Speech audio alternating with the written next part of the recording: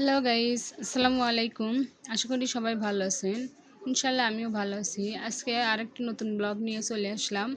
আজকে দোকানের জন্য কিছু মালামাল নিয়ে এসেছি। তা এনেছি গাউসিয়া মার্কেট থেকে। আপনারা দেখতেই পাচ্ছেন যে আমার ছোট একটা দোকান। এই দোকানের জন্য বেশি তেমন একটা মালের দরকার হয় না। সামান্য কিছু পরিমাণ হলেই এনাফ। যে কাপড়গুলো আছে সেগুলো আর কি 1 মাসের মতন আর কি চলে যায় আমার সেলাইয়ের কাজ দিয়ে, আমার বেচাকেনা দিয়ে আলহামদুলিল্লাহ যতটুকু আছে ততটুকুই যথেষ্ট। এই কাপড়গুলো যে দেখতে পাচ্ছেন এগুলো আমার 1 মাসের মতন আর কি চলে যাবে। এমনকি সারাটা মাস যা আমি বিক্রি করি সেগুলো আর কি গুছিয়ে রাখার পরে মাসে একবারই আমি কাপড় নিয়ে আসি। যে কাপড়গুলো নিয়ে এসেছি সেগুলো গুছানোর পরে আপনাদেরকে দোকানের ফাইনাল লুকটা দেখাবো। এখানে তেমন বেশি কিছু নেই, কিছু 3 পিস, কিছু গজ কাপড়, ওড়না, হিজাব আর এমন আর কি যেগুলো মানুষের নিত্য প্রয়োজনীয় জিনিস সেগুলোই আমি সেল করি। অত্যাধিক বেশি কিছু রাখার তেমন প্রয়োজন হয় না, কারণ মানুষের অতটা চাহিদা মানে আমার মহল্লার মধ্যে একটা ছোট দোকান, এই জন্য আর কি বেশি তেমন কিছু আমি উঠাই না।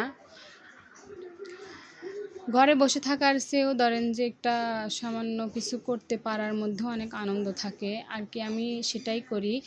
দেখতেই পারছেন যে সব কাপড় গোছানোর পর দোকানের লুকটা কেমন হয়েছে, আপনারা কমেন্ট করে জানাবেন যে আমার ছোট্ট দোকানটা আপনাদের কাছে কেমন লাগে। আমি যখন আর কি সেলাইয়ের কাজ শিখেছিলাম তা অনেক আগে, সেটা আপনাদের সাথে অন্য এক সময় শেয়ার করব। তারপরে ছোট একটা পা মেশিন কিনেছিলাম, তারপরে একটা এখন যে মেশিন কিনেছি এখন কারেন্টে চলে, গার্মেন্টসে যে কাজগুলো করে প্লেন মেশিন দ্বারা, আমি সেই একটা মেশিন কিনেছি। এই মেশিনটা এখন আমি আমার রুমের সাথে একটা ছোট্ট একটা দোকান আছে, সেই দোকানটা নিয়েছি, এখানে আমি কাজগুলো করে থাকি।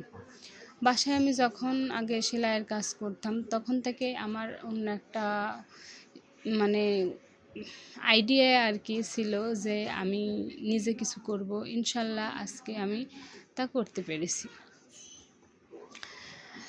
আমার যে দোকানে দেখতে পাচ্ছেন যে সামান্য কিছু আর কি কাপড়, এগুলো তেমন একটা খুব বেশি যে আপনাদের সাথে তেমন করে আর কি গল্প করব তেমন আর না, খুবই সামান্য।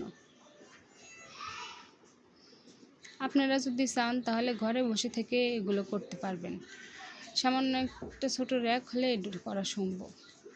আমি বাসায় যখন ছিলাম তখন থেকে কিছু কাঁথা বিক্রি করতাম আশপাশে আর কি, আমার কাছে যারা সেলাই করতে আসতো তাদের পোশাক, তাদের কাছেই কিছু বিক্রি করতাম।